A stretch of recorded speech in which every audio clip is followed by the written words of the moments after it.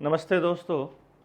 आप सब इस देश में चल रही सारी गतिविधियों पर अगर नज़र रखे हुए हैं तो आपको हमारी वो सारी बातें याद आती होंगी जो हम आपको 2020 से बताते आ रहे हैं।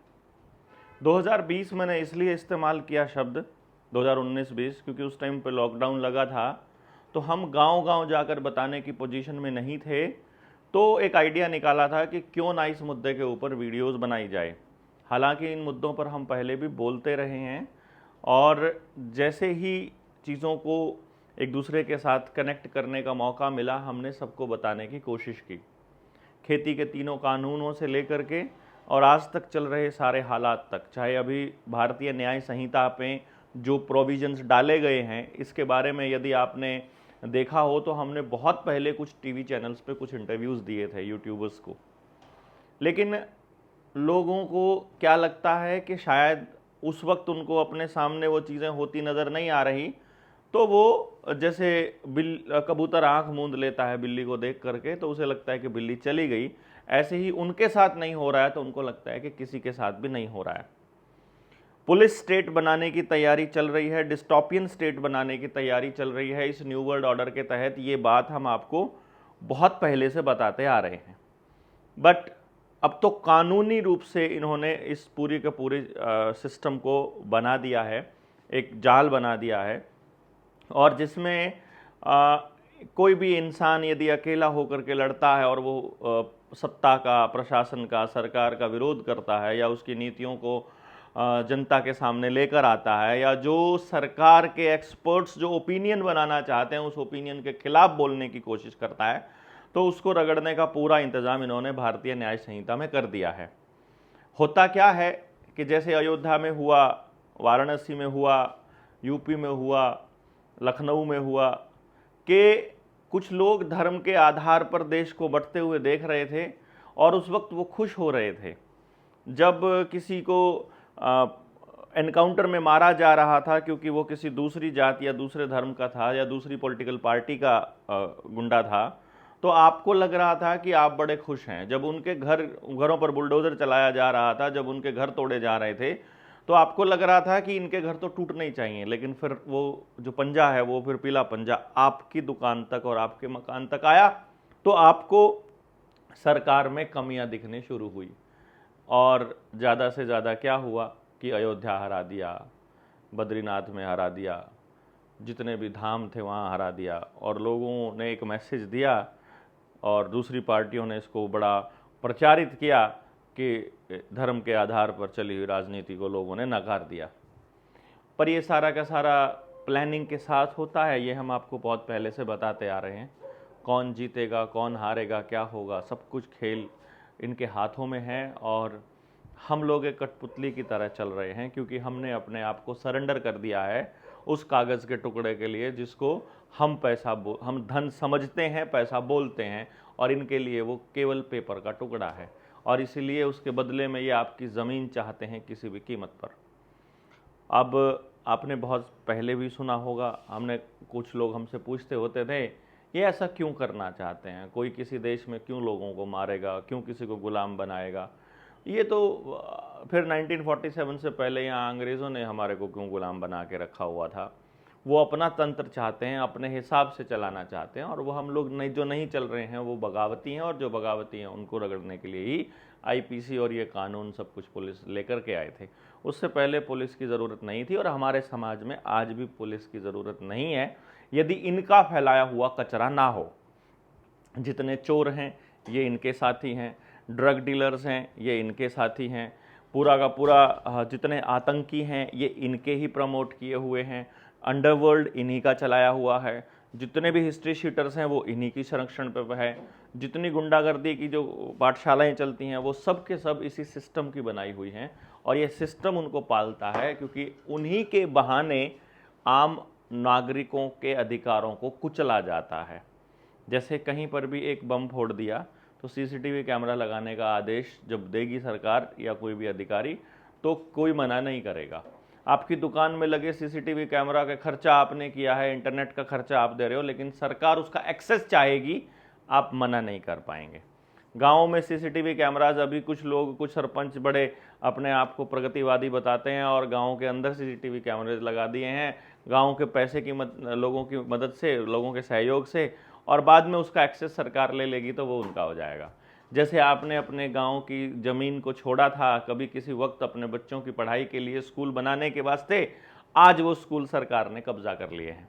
इसी तरह से शामलात की ज़मीन है, तालाब की ज़मीन है, आपके मंदिर की ज़मीन है, वो वर्ल्ड बैंक से वहाँ से ला करके उस कर्ज़े में दबा करके और आपकी ज़मीनों को हथियाया जा रहा है। ये चीज़ें आपको बहुत डिटेल में समझ में आनी चाहिए। लेकिन आज जो ये वीडियो है, इसका पर्पज़ है ताकि हम आपको चेतावनी देते रहें और आने वाले वक्त की लड़ाई के लिए आप एक दूसरे को तैयार करते रहें। हम बहुत दूर तक मार कर चुके हैं, ये विचार गांव-गांव में, घर घर पहुंच चुका है कि सरकार के दिए हुए केमिकल से लोगों को बहुत ज़्यादा साइड इफ़ेक्ट्स हो रहे हैं। सरकार ने एक नैरेटिव बनाने की कोशिश की थी कि 10 लाख लोगों को बचाया तो एक व्यक्ति मर गया तो क्या हो गया। वो ये बताने की कोशिश कर रहे हैं कि साइड इफ़ेक्ट बहुत रेयर हैं, लेकिन कोई व्यक्ति अगर अपने गांव में हिम्मत करके अपने गांव का डेटा इकट्ठा करने लग जाए कि कितने लोगों को बुखार आया था वैक्सीन लगने के बाद और उनकी अब क्या हालत है, तो आपको पता चलेगा बुखार जिनको आया था 100% वो सारे लोग इस वक्त उस पोजीशन पर हैं कि उनको लगता है कि ये बीमारी अब ठीक नहीं होगी, क्योंकि उनकी एलर्जी का, उनके परेशानी का, उनके दर्द का कोई टेस्ट रिपोर्ट में डिक्लेरेशन नहीं आ रहा कि वो बीमारी क्यों हो रही है, वो दर्द क्यों हो रहा है। और फिर आगे उनके साथ क्या होने वाला है वो हम बहुत पहले ही आपको बता चुके हैं और ये प्रोसेस लंबी चलती जा रही है। आप इसको कब समझेंगे ये देखने वाली बात है। मेरा कहने का तात्पर्य ये है कि ये व्यवस्था जब गिरेगी तो इस व्यवस्था के गिरने के बाद संभालने वाले लोग आपके पास हैं कि नहीं हैं। हम जो तैयारी कर रहे हैं, देखिए कुछ लोगों को लगता होता था कि हम अपना बिजनेस चलाने के लिए ये काम करते हैं। जिस वक्त मास्क वाला प्रोपेगेंडा यहाँ सरकार कर रही थी और हमने उसका विरोध किया था, गिरफ्तारी के बाद कुछ लोगों ने हमारे नाम को टारगेट करके और कुछ वीडियोस बनाई थी जिसमें उन्होंने कहा था कि ये अपना बिजनेस फैलाना चाहता है। तो ऑब्वियसली पिछले 3 सालों में आपने देख ही लिया होगा कि हमने अपना कितना बिजनेस फैलाया है। दूसरा, कुछ लोगों ने कहा था कि ये चुनाव लड़ेगा। तो अभी लोकसभा के चुनाव जा चुके हैं और अभी विधानसभा के चुनाव हैं, तो इन चुनावों में भी आपको पता चल जाएगा कि हम चुनाव में किस लहजे से और किस हैसियत से अपनी पार्टिसिपेशन कर रहे हैं। हम जिस तरह से न्यू वर्ल्ड ऑर्डर पर आपको जगाने की बात करते हैं, वैसे ही चुनाव के मसले पर भी आपको जगाने का काम कर रहे हैं। जबकि हम इस पोजीशन पर इस वक्त हैं कि कोई विधानसभा अगर हम लड़ना चाहते हैं तो बड़े आराम से वहाँ से जीत हासिल कर सकते हैं, परंतु हमको मालूम है कि बदलाव का रास्ता विधानसभा के रास्ते, अकेले विधानसभा के रास्ते नहीं होगा। ये बदलाव जो होगा, ये व्यवस्था परिवर्तन जो होगा, ये हमारे खेत, हमारे गांव, हमारी रसोई से होगा, अपनी ज़मीन पर वापस अपना कब्ज़ा लेने से होगा, जल जंगल ज़मीन जानवर को बचाने से होगा, आदिवासियों को बचाने से होगा, जंगलों को बचाने से होगा, और जिन जंगलों को काट दिया है उन जंगलों को दोबारा उगाने से होगा। घरों से जो आपका पशुधन चला गया है इसको वापस लाने से होगा, और मशीनी सिस्टम के ऊपर डिपेंडेंसी को ख़त्म करना पड़ेगा।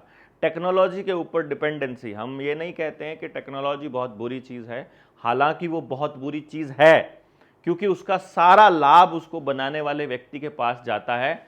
जबकि होना क्या चाहिए कि मान लीजिए 1000 व्यक्तियों का काम एक मशीन कर रही है, तो उस मशीन से आने वाले उस लाभ का हिस्सा उन 1000 लोगों के पास जाना चाहिए जिसका काम उस मशीन ने छीना है।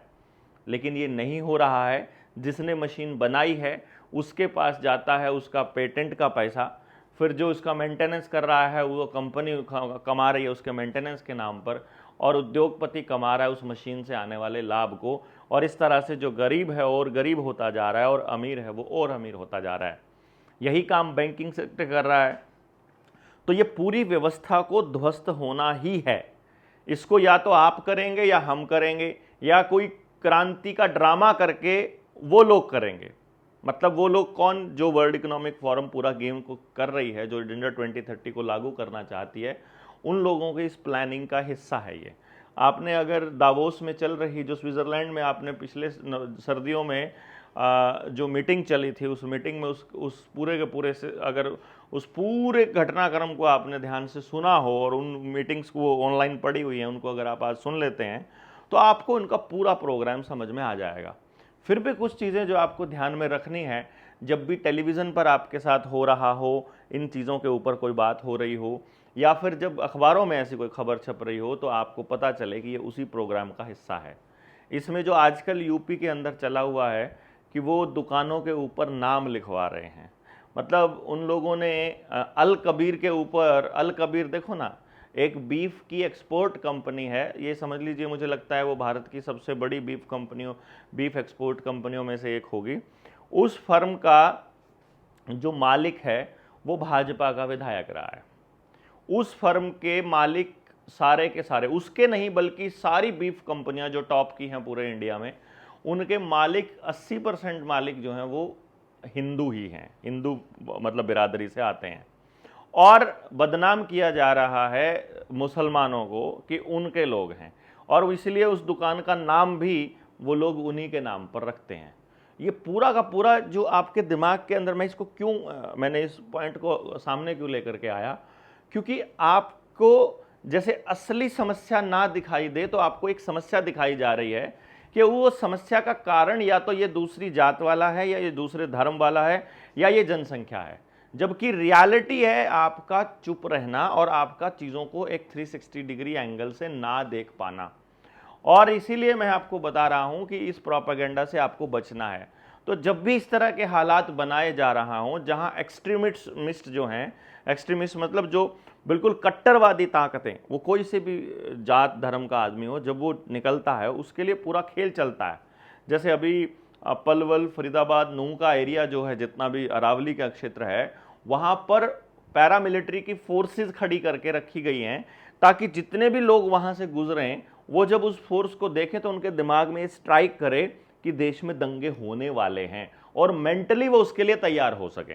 यानी कि जहां जहां दंगे होने के चांसेस हैं, जहां जहां असल में मैं इसको थोड़ा सा मॉडिफाई करता हूं, जहां जहां सरकार की सहायक एजेंसियों ने दंगे करवाने हैं, वहीं पर यह सारा का सारा प्रोपेगेंडा रचा जा रहा है। इसमें जो शामली मुजफ्फरनगर का एरिया है, इस एरिया पर भी यही खेल चल रहा है, और नूह के एरिया में भी वही चल रहा है, और अखबारों में बड़ी बड़ी चीज़ें आ रही हैं, बड़े बड़े खबरें आ रही हैं, इसको भी समझने की दरकार है। फिलहाल मैं आपको कुछ शब्द बता रहा हूं जिनके ऊपर आपको ध्यान रखना है। जब आपके आसपास ऐसे शब्द आ रहे हों तो आपको जान लेना चाहिए कि ये पूरा का पूरा उसी प्रोपेगेंडा का हिस्सा है, क्योंकि ये चीज़ें हम आपको लगातार बताते आ ही रहे हैं, और जो चीज़ें अब तक हुई हैं वो उसी तरीके से हुई है। ये स्क्रिप्ट लिखी हुई है, उस स्क्रिप्ट को डिकोड करके आपके सामने बिल्कुल सीधी सिंपल भाषा में रखा जा रहा है, टेक्निकल भाषा में ना रखा जाए, ताकि इसको गांव का, देहात का, पढ़ा लिखा, अनपढ़, छोटा बड़ा हर व्यक्ति समझ सके कि ये सब आपके साथ हो रहा है। ये सारी वीडियोस आपको डाउनलोड करके ऐसे हार्ड डिस्क वगैरह में, कंप्यूटर में लगा के रखनी है जो कभी भी इंटरनेट से ना जुड़ते हों, तब आपके पास ये बचेंगी। अदरवाइज अगर आपने हार्ड डिस्क में लगा के इनको सेव करके रखा हुआ है और वो आप किसी ऐसे कंप्यूटर के साथ कनेक्ट करते हो जो इंटरनेट से कनेक्टेड है, तो ये वायरस डाल दिया जाता है सिस्टम के द्वारा ही कि उस पर्टिकुलर शब्दों का इस्तेमाल करने वाली सारी वीडियोस अपने आप ही डेटा में से गायब हो जाएंगी। और आज तक सारा का सारा खेल इन्फॉर्मेशन को छुपा करके और गलत इन्फॉर्मेशन दे के ही खेला गया है। तो इसलिए आपको ये सब चीज़ें पता हो। अगर आप किताब लिखने वाले लोग हैं तो आप किताब लिखिए। बाद में ये किताबों को सबको खरीद करके जला देते हैं, बट फिर भी हम अपनी कोशिश करते रहेंगे और अगली पीढ़ियों को कहानियों के माध्यम से या इन चीज़ों के माध्यम से बताते रहेंगे। और जो गुरुकुल हम लोग आने वाले वक्त में खोलने वाले हैं, गुरुकुल शब्द पे ना जाएं, मतलब बेसिकली एक ऐसा एजुकेशनल इंस्टीट्यूट हम लोग खोलने वाले हैं जिसमें बच्चे को तैयार करके समाज में स्थान कहाँ मिलेगा ये सब तय करके पहले से बताएंगे। माँ बाप ने कुछ नहीं करना, बस हमारे पास भेज दीजिए। उसकी कंडीशंस हैं कुछ। एक तो माँ बाप को अपने समाज के अंदर जागृति का काम करना होगा कि आपके बच्चे की जिम्मेदारी हमारी है, आप वहाँ कीजिए, आप उस पर करिए। आप गुरुकुल में भी काम कर सकते हैं। एजुकेशन के ऊपर अगले महीने अगस्त में 13, 14, 15, 16 को एक ट्रेनिंग का प्रोग्राम हम लोग ऑर्गेनाइज करने की योजना बना रहे हैं। तो उसके लिए जो लोग बेसिक ट्रेनिंग कर चुके हैं एजुकेशन की, उन लोगों से भी आह्वान है कि वो भी ज़्यादा से ज़्यादा लोग इस ट्रेनिंग को कर लें। फिर एक सेमिनार जो पेरेंटिंग पर था वो अगस्त की 25 तारीख को प्रपोज था, बट तालकटोरा स्टेडियम अवेलेबल नहीं हुआ, तो उसको भी हम लोग थोड़ा आगे पोस्टपोन कर रहे हैं। जब भी अवेलेबल होगा वो जगह हम लोग अपनी बुक करते ही आपको डेट भी बता देंगे, लेकिन वो होगा पक्का। और इस दौरान विधानसभा के चुनाव हैं ही, वो आपको मालूम ही है। हम आपको जगाते भी रहेंगे कि आपको करना क्या चाहिए। बट जो शब्द आपको ध्यान रखने हैं आने वाले वक्त में वो है कि ये जो लेकर के आना चाहते हैं अपना ऑर्डर, जो अपनी व्यवस्था ये लेकर लाना चाहते हैं, वो आउट ऑफ केओस लाना चाहते हैं। ये केओस मतलब जो अफरा तफरी का माहौल मचे, तो उस अफरा तफरी के माहौल को कंट्रोल करने के लिए ये सब करें। अभी ऑस्ट्रेलिया में जब अभी ये इंटरनेट का ब्रेकडाउन हुआ, जो ब्लैकआउट हुआ, इस ब्लैकआउट के अंदर क्या हुआ कि ऑस्ट्रेलिया को इन्होंने पहले पूरी तरह से डिजिटलाइज कर दिया, सीबीडीसी को फुली उनके ऊपर इम्पोज कर दिया, और बाद में पूरा ब्लैकआउट हो गया। तो ब्लैकआउट होने के बाद लोग क्या करेंगे, उनका क्या रिएक्शन आएगा, सरकार से कैसे सवाल पूछेंगे, किस किस तरह के सवाल पूछेंगे, उसकी एक मैपिंग ये लोग कर लेंगे, ताकि जब पूरे वर्ल्ड में इनको ये करना हो तो किस किस तरह के लोगों को पहले कंट्रोल करना है, ये पूरा मैनेज कर लें। जिस तरह से 2014 में चुनाव हुए जब भारत के अंदर, तो कैसे इन्होंने ग्रुप हाउसिंग सोसाइटीज़ को, आपकी मार्केट कमेटियों को, मंडी एसोसिएशंस को, सारे एनजीओज़ को, सारे पॉलिटिकल पार्टियों को, सारे विरोधियों को कैसे लपेटा था, ये उसका एक एग्जाम्पल है। तो ऐसे ही ये लोग आने वाले वक्त में प्रोबेबल जो विरोध करने वाले लोग हैं उनकी एक लिस्टिंग करते हैं। लेकिन जनता सरकार मोर्चा ने एक बहुत अच्छा काम ये किया है कि इतने लोग बोलने वाले तैयार कर दिए हैं कि अगर वो 2, 4, 20, 50, 100 लोगों को भी अंदर कर देंगे तो बोलने वाले लोगों की एक बड़ी फौज पूरे देश के अंदर है। जो लोग, कुछ लोग हमारे साथ खड़े हैं, कुछ लोग हमारे साथ नहीं खड़े हैं, कुछ लोग नाम भी लेते हैं कि हम जनता सरकार मोर्चा से हैं, कुछ लोग नाम नहीं भी लेते हैं, उससे कोई फ़र्क पड़ने वाला है नहीं। मेन मुद्दा है कि आप मुद्दे की बात कर रहे हैं कि नहीं कर रहे हैं। तो ये केओस जो है वो कैसे लेकर के आने वाले हैं, ये केओस को लाने के उनके ये तरीके हैं, ये तरीके हैं, इसको आप समझिएगा। ब्लैकआउट मतलब बिजली चली जाएगी और मान लो 10 दिन 15 दिन बिजली ही ना आए तो पानी का भी आपके सामने क्राइसिस आ जाएगा। इंटरनेट नहीं चल रहा है तो बैंकिंग भी आप नहीं कर पाओगे, आप कोई इन्फॉर्मेशन शेयर नहीं कर पाओगे। बहुत सारी गतिविधियां इंटरनेट के ऊपर डिपेंडेंट है। अब तो ट्रांसपोर्ट भी इसके ऊपर डिपेंडेंट हो गया है, वो भी नहीं आएगा। बहुत से बच्चों को आदत है ऑनलाइन फूड मंगाने की, जो ऑनलाइन सारा काम करने की, वो भी नहीं होगा। और बैंकिंग तो मतलब वो तो बोल ही दिया मैंने। तो इस तरह से ये लोग उस ब्लैकआउट के अंदर ये चेक कर, अभी पहले इन्होंने चेक किया हल्का सा उन जगह पर जहाँ सीबीडीसी ये लोग ला चुके हैं। अभी भारत में इनको सीबीडीसी लाना है, कैश पूरी तरह से बैन करने की योजना है। हरियाणा का चुनाव, हरियाणा के साथ 2 स्टेट्स के चुनाव और होने हैं, उस चुनाव के दौरान, उसके बाद ये लोग करने वाले हैं। सरकार किसकी आती है इसके ऊपर निर्भर करेगा। और इस बार की सरकार जो बनी है, लोगों को बड़ा मैंने खुश होते हुए देखा है कि इतना बढ़िया मैंडेट दे दिया, सरकार जो है ये अब मतलब बहुमत की सरकार नहीं बनी, अभी ये कमज़ोर सरकार बनी है तो तानाशाही नहीं कर सकती। तो आपके लिए बता दें, स्क्रिप्ट में यही लिखा हुआ था कि अगली सरकार जिसको बनानी है उसका एक भूमिका बने। देखिएगा कि राहुल गांधी एक तरह से पैरेलल में आकर के खड़े हो गए हैं नरेंद्र मोदी के, लेकिन कांग्रेस खड़ी नहीं हुई है वहाँ पर। तो और कांग्रेस को पहले डिफेम इसीलिए किया गया था कि कांग्रेस का अब खात्मा करना है और कांग्रेस की जगह किसी नई पार्टी को देनी है। और चूंकि ये सारा का सारा खेल आपको कंट्रोल करने के लिए होगा, तो कोई ऐसी शक्ति को ताकत देने की बारी आएगी जिसको ईमानदार साबित किया जा चुका हो। अब नरेंद्र मोदी तो बेईमान साबित हो चुका है, वो तो साबित हो चुका है कि वो उद्योगपतियों का गुलाम बनकर काम कर रहा है। इसी तरह से बाकी के जो लोग हैं उनके बारे में भी ये चलेगा। तो कुछ लोगों को जेल में डाल दिया गया है, बाद में उनको निर्दोष और ईमानदार साबित कर दिया जाएगा और वो लोगों को आपके सर के ऊपर बिठा दिया जाएगा। It's all planned. बट उससे पहले जब ये केओस ले रहे होंगे, जब ये केओस को ला रहे होंगे, जब इस पूरे हालात को ख़राब कर रहे होंगे, उस हालत में इनको इमरजेंसी अगर लानी है, देखिए अगर पूर्ण बहुमत होता और सरकार पूर्ण बहुमत की सरकार अगर इमरजेंसी लेकर के आती तो फिर वही इमरजेंसी की याद आती जो इंदिरा गांधी लेकर के आई थी।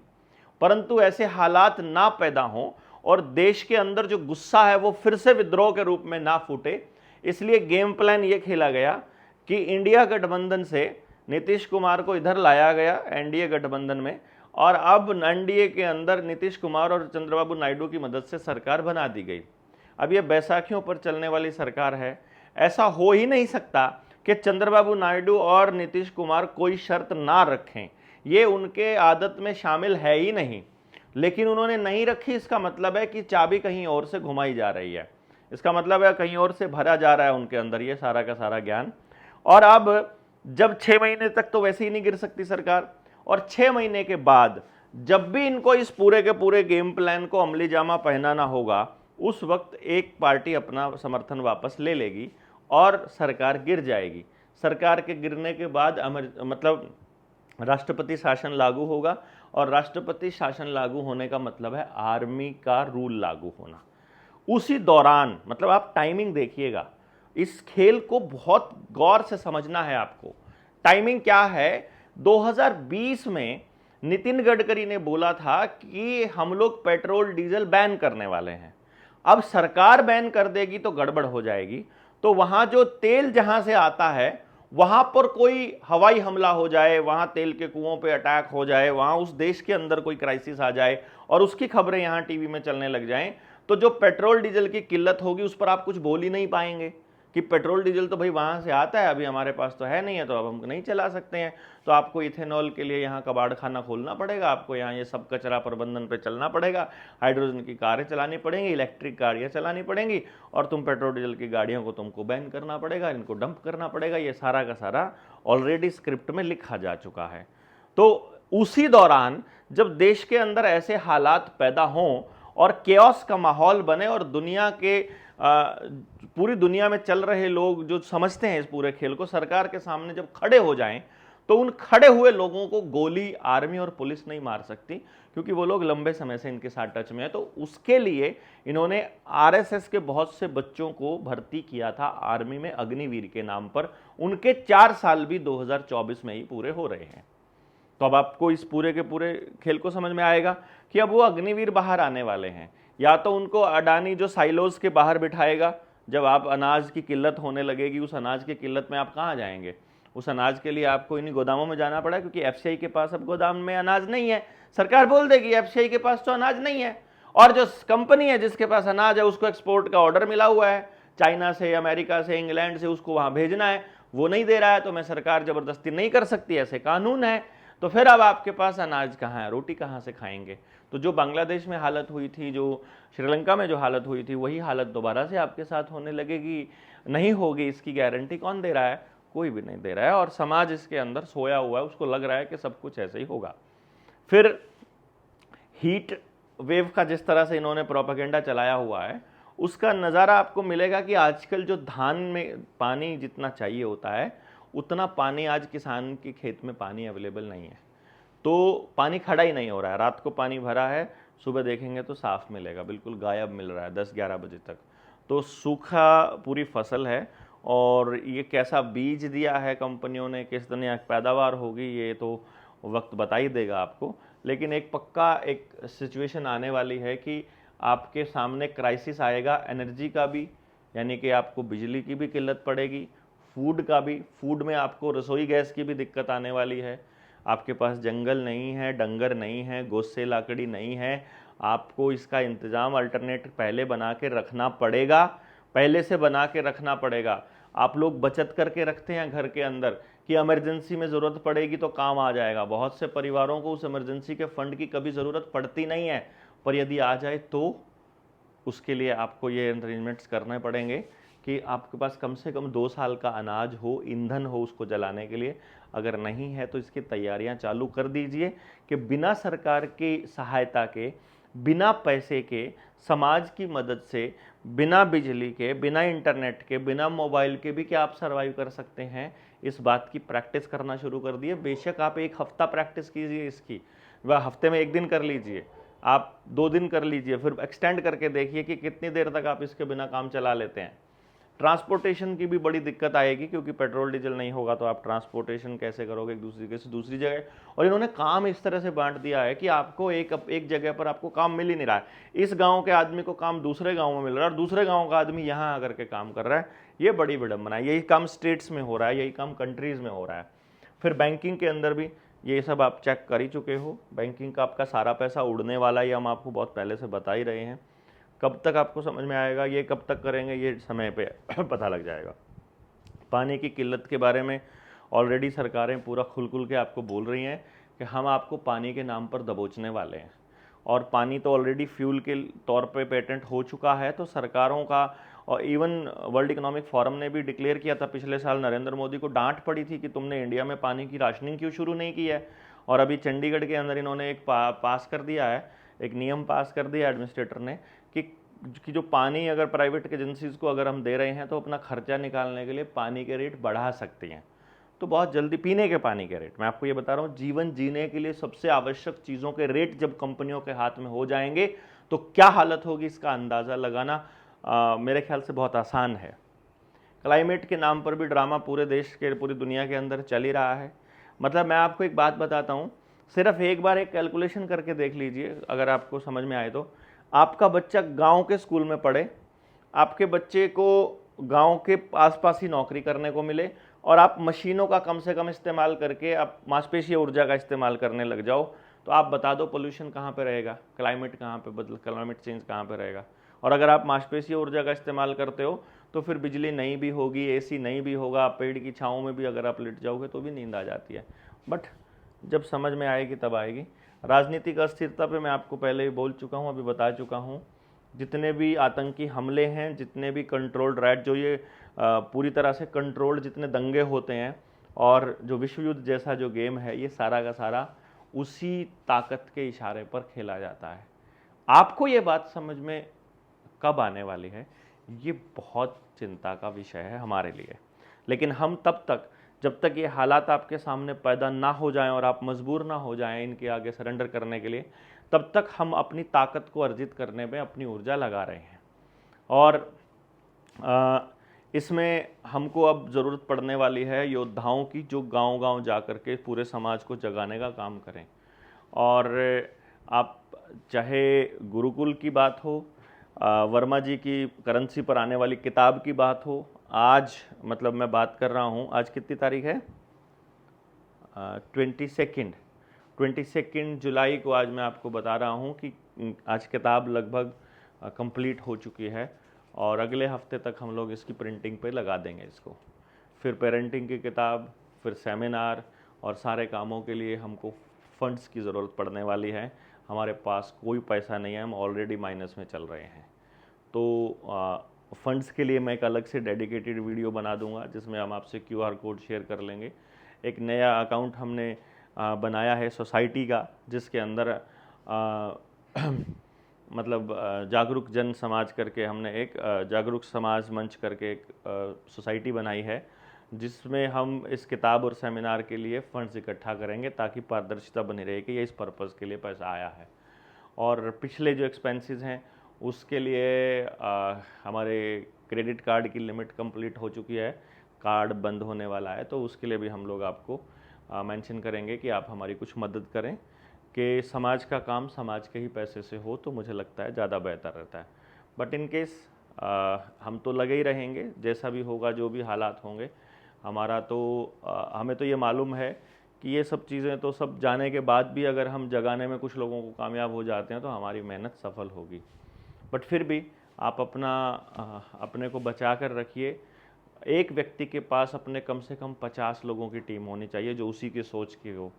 ये बहुत इंपॉर्टेंट है, हम आपको बता रहे हैं। चाहे कर्जे वाला मसला हो, चाहे फूड क्राइसिस वाला मसला हो, चाहे दूसरे मसले हों, जो रख सकता है स्टोरेज, 2 साल का स्टोरेज एडवांस में रखिए सब चीज़ों का।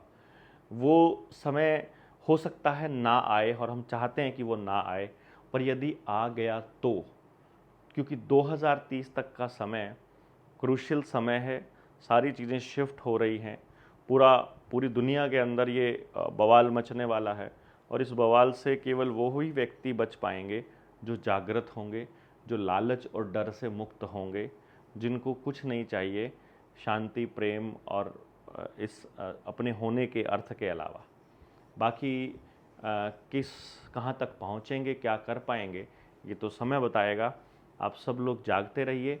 और हाँ, विधानसभा चुनाव में, हरियाणा के विधानसभा चुनावों में हम प्लान कर रहे हैं कि समाज में जो लोग काम कर रहे हैं ऑलरेडी सामाजिक दिशा में, और जिनको राजनीति करने का भी शौक़ है, चुनाव लड़ने का भी शौक़ है, क्यों ना उनकी मदद की जाए और उनसे वापस समाज के लिए काम करने के प्रॉमिसेस करवाए जाएं, ना कि किसी पॉलिटिकल पार्टी को। आपका इसमें क्या कहना है? मतलब हमारे पास जो स्किल है, जैसे हमारे पास इलेक्शन मैनेजमेंट की स्किल है, और जो साथी हैं वो यदि ऐसे लोगों को समाज में लागे लाना चाहें तो आपका क्या विचार है? क्या दूसरे स्टेट से कोई साथी ऐसा है जो आकर के हमारे हरियाणा विधानसभा चुनाव तक यहाँ रुक सकता है? अगस्त, सितंबर और अक्टूबर 3 महीने का समय आपको, यानी 2 महीने का समय आप दे सकते हैं क्या?